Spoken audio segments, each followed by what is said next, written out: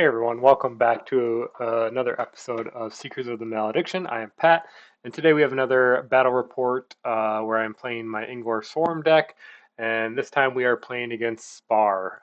Spar is playing something new. He is trying to swarm with an Auric deck, as you can see in the upper left corner.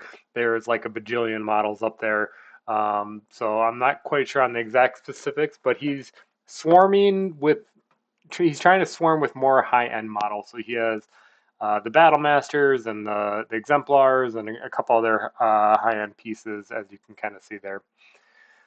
So here, laying down the terrain, just kind of standard placement, trying to spread out the benefit for the channel spells here. Um, and I'm wanting to put my terrain in the middle of the table because my list is fast, and that's where I'm wanting to fight.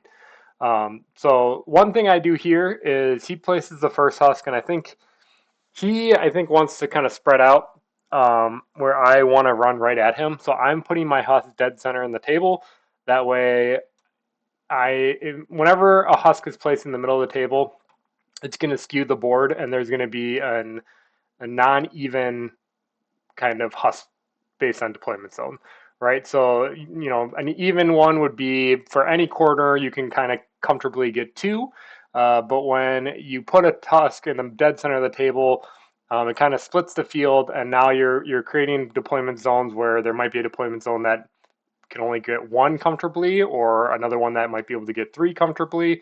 So I do that on purpose, just because I'm really fast and I can bully and take board position and kind of bully people off of husks. So that's kind of my go-to here. It's pretty effective. We'll do a whole episode on husk placement in the future, but just kind of note that it's the two typical deployments. Is you're either going to get an imbalanced one with the husk in the middle, or kind of a more equal 2x2.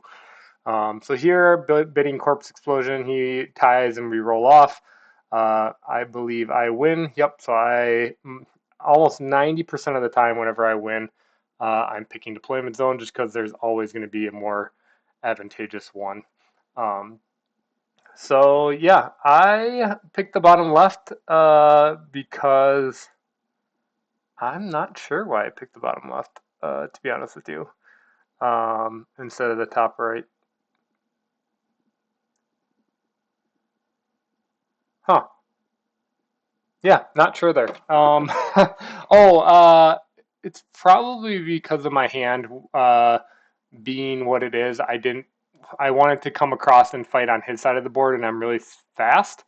Um, and I only have two things I could theoretically pick up Huss, right? So I picked that one so I can. It is closer to his side, but I know that the engagement is going to be on that side of the table, and I'm going to get to him sooner because I'm going to be able to run my full speed over there. Whereas if I pick the other side, I'd have to have my models wait a turn to pick those up. So I think that's kind of the thought process there is, hey, I'm going to keep on running directly at you to apply pressure early on, because his list is going to, given the time, and if he hits, units that can pray with the totems or the priest, and he's praying a bunch to get the dropping more units, I know it's going to be bad for me, so I have to get over there as quickly as possible, and wasting a turn to pick up Huss is going to delay me further, right? So that's kind of my go-to. Turn one, kind of in that same mentality, is I play Cataclysmic Blast, which is a complete tempo play, right? So this spell, I'm doing 5 damage to 4 units that he deployed, and it is essentially, this would be a bad play if I plan to go late game, right? Especially with him having a priest out there, because the priest could theoretically heal back all this damage and the spell would do nothing. But I know I'm going to be aggressive. I know I'm going to be in his face. So now I'm kind of putting him on the back foot here, where I know he wants to sit there and just generate echo, but if he does that and he isn't healing, that's kind of leaving him exposed to just get picked off, right? And it has him play a little bit more conservative, right? So now, those crossbowmen and even the angel, he shielded one of the, or used protection on one of the crossbowmen to take 10 damage on the angel. But that other crossbowman's easy picking, right? At 5 damage. Um, so yeah. I'm not exactly sure why the. Oh, he went with the Valkyra's Priest and healed two back. That's why. Okay, so yeah, all is according to plan. I want to take this middle one, get the thrice murder up in the middle of the table so he can threaten either of the husks that he's about to pick up with the crossbowmen here. And then I'm purposely leaving the Terric Beast back so that he can run and, set up a deployment zone for wherever I want my additional units to come down, right? So I could have ran straight towards the top one and put him close there so I could redeploy things from there, or I could run him, as I'm running him over to this one, which is slightly damaged crossbowman. So any future deployments I can put by that one and kind of pressure that side.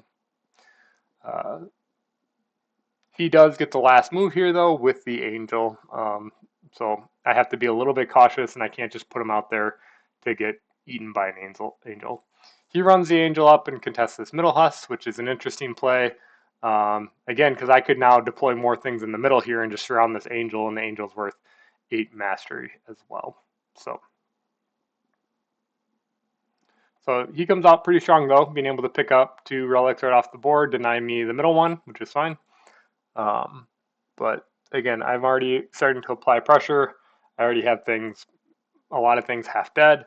And yeah.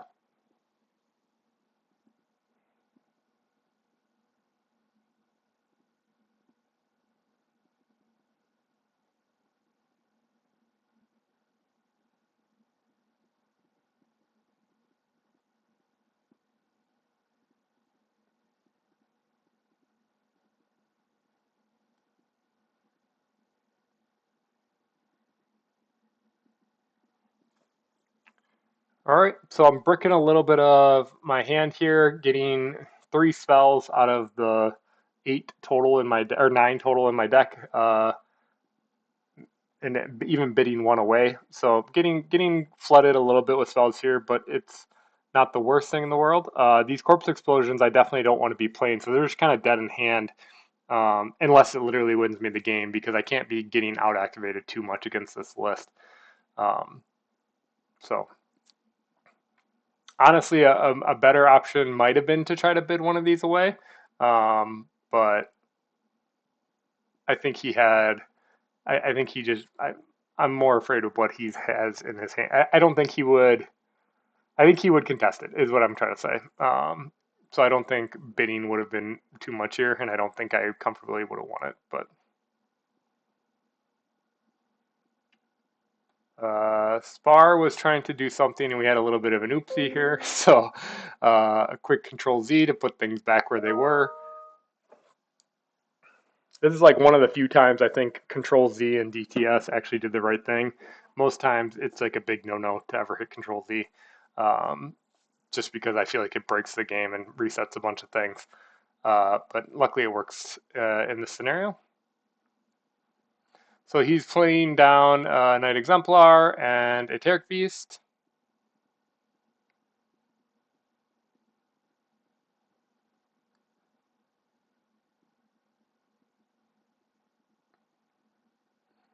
I don't think he ends up putting this Knight Exemplar here. He thinks about it for a while, but I think he ends up putting it back by that crossbowman.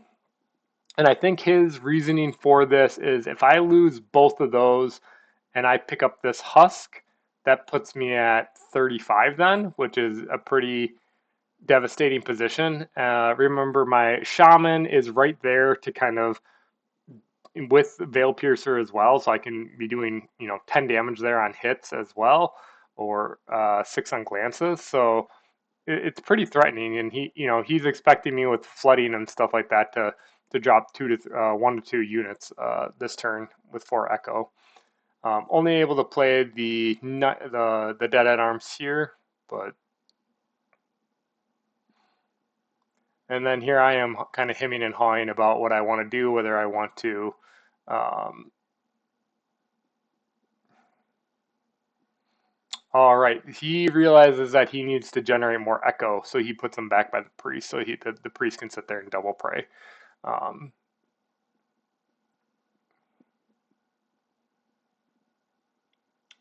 And in that case, I think my go-to plan here is I need to cut off this crossbowman from running away and kind of corner him so I can kill him and potentially pick up the husk there. So,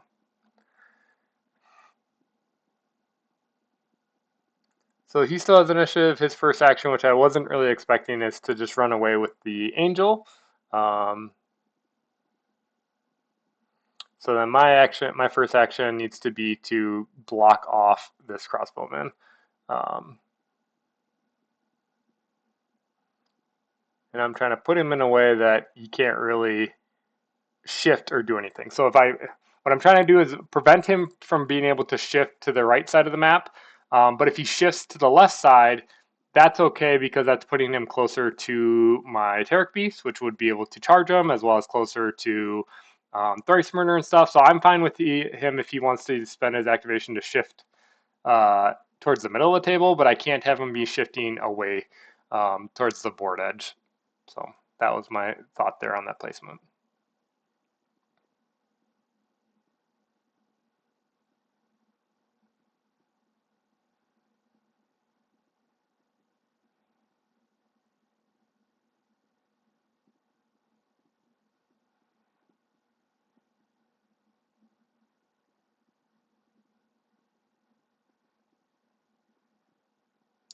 So I would have liked to kind of looped around and sandwich him, but unfortunately I don't I don't have enough room there with my base to fit the Terric piece around. So instead of doing that, I activate this Curso Spore just to tie up this crossbowman, do a little damage on him, see if I can get him to drop a husk as well as kill kill any model. I'm just looking for to kill and pick off easy models, right? Get some mastery that way, and then just keep his activations down.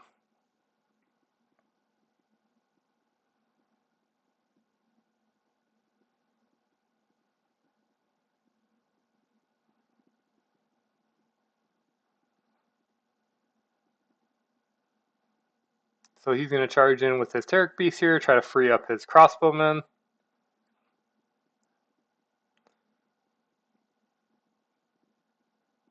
Just glance there, so 2 damage. And then I do something, I think it's my next activation, but I do end up keeping this Thrice in the middle of the table, not really wanting to commit him either way. I think this might have been a mistake overall. I think I should have utilized him a little bit better and just applied pressure somewhere. Um, just because it feels bad to have 8 echo worth of a unit just sitting there and doing nothing around. So this is a play that I think I should have maybe done differently when we get to it. I think the shaman I'm just trying to collapse around, cut off his escape from kind of escaping to the back here. Um, and then Tarek B is coming in and starting to apply pressure, but he's not able to quite get there yet. So it would be a double move, but I think I'm going to leave him out so I can deploy more stuff, is what I end up deciding, instead of using the second movement to put him into engagement with something.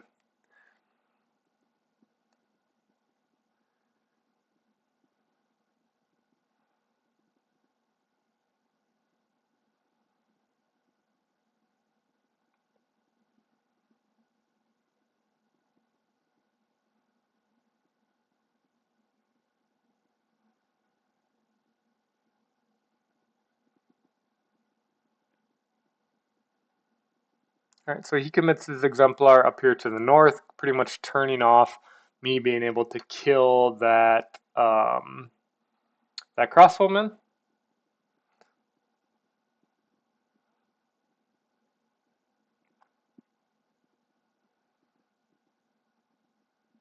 Because if he ends up killing this Huskbar, if I use Corpse Explosion, he'll probably just use Protection to transfer all the damage to the Exemplar. So probably won't be getting that one. So I need to look to get the units I kill over here on the right and pick up those, as well as kill 10 Mastery over here.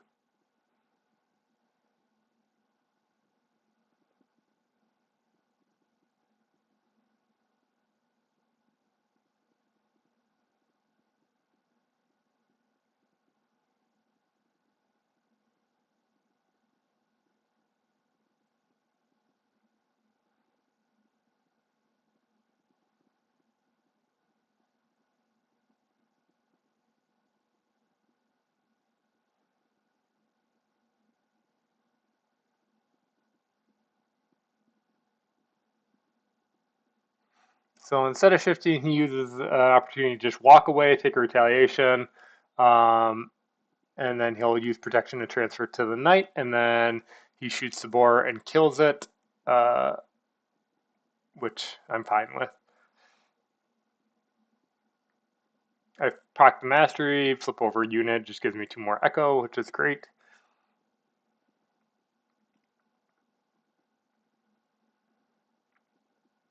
So again, I think here I use thrice. I leave him up last just to kind of be able to threaten either side of the board here. I don't want the knight or the angel to be able to charge me though. That's I don't know. I just don't want to get too many bodies, like with the crossbowman and the exemplar. If I could just cut off one more threat, that's I'd feel much more comfortable. I do plan on picking up some kind of offensive weapon here. Overall, like I said, I think I would have liked to have him go in to get something, but I really, I'm not really fighting for the top anymore. So it would really be this right side, and there really, as you saw, wasn't much for me to commit him there. Where I like, he has flying, so he could threaten the same as if he's kind of double moved over there. So I think that was probably in the moment why I made that decision to have him leave there and pick up this relic. But most times, I think if he could have gotten an easy attack on anything, I would have sent him over there rather than picking up this relic. So.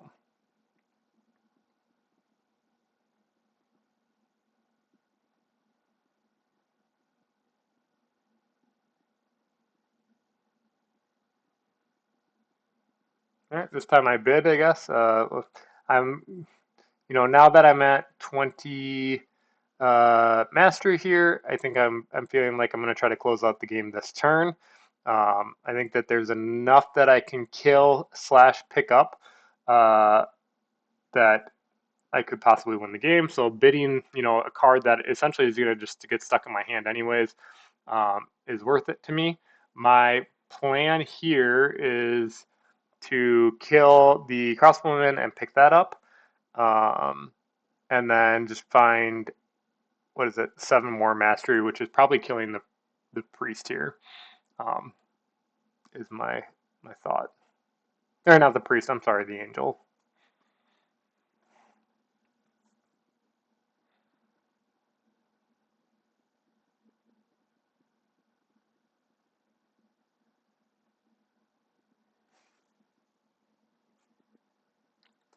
So there's a possibility that this crossbowman just keeps on running to the bottom right corner here. So I want to deploy this archer just to have additional options to kind of chase him down and shoot him slash pick up the relic, right? So if I go with the shaman and she uses her activation to shoot the crossbowman, the archer's over there to kind of run and go get it and pick it up.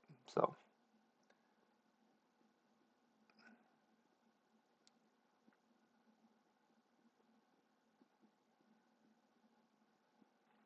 So his deck is actually working for the most part in terms of it having a lot of activations out, right? So I think what is this, 2, 4, 6, 8 activations to my 2, 4, 6. So it's doing what it wants to do.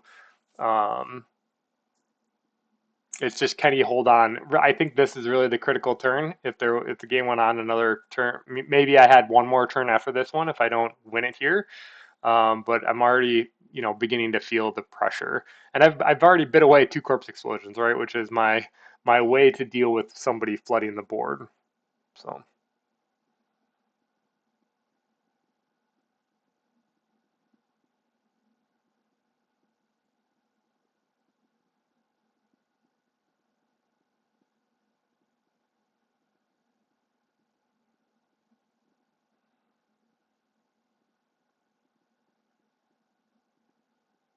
All right, so I'm already see the play where I'm gonna walk my dog over, take a swing on the angel here, and then I'm gonna corpse explode him. So taking a free attack from another Terric beast is totally acceptable. He's not, even if he crit, he's not gonna kill it or anything like that. So I do hit and then I explode. So that's gonna be a total of 6 damage. Um,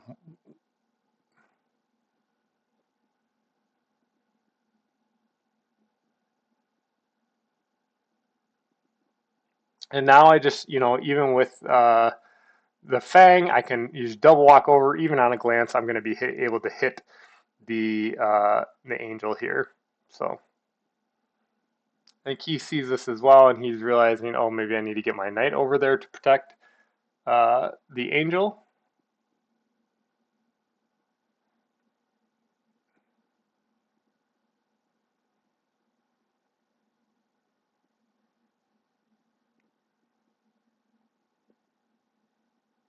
I'm sorry, not the Knight, the Exemplar. And I can't remember what he does here actually. Because I think he's kind of like he needs to go with two models, right? He needs to somehow protect his angel, but he's also wanting to protect this crossbowman. So I think he's um, kind of humming and hawing. So he actually, oh, that's right, that's how I killed this thing. I was like, because I don't remember the Thrice doing really anything this game. He decides to let his angel die in order to proc her death effect, which heals everything 5.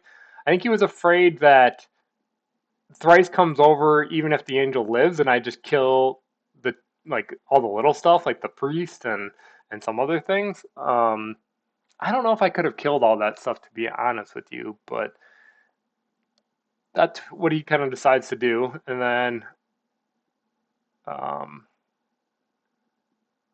oh, I think we actually called the game already because wait, what is he doing?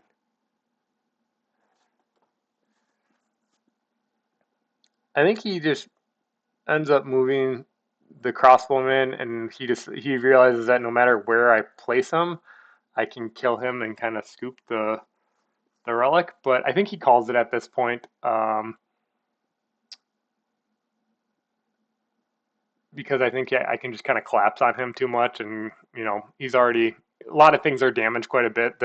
And this is kind of the surprising factor of the list is like all these little guys, like the Curso's boar, the Curso's boar by himself brought the that crossbowman and the exemplar down to each like half health, right? And like that's 2 points for essentially your 10 points there that just half killed each of them.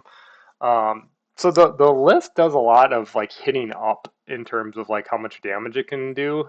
And if you chain off some of these important spells, which I actually ended up bidding away, it can do a lot of damage just out of nowhere. Um, so yeah, that pretty much is the game. I think we're just kind of talking about different options and stuff. But yeah, a quick one here. I think that Spar talking about his list kind of decided that it's a little bit too slow to get going.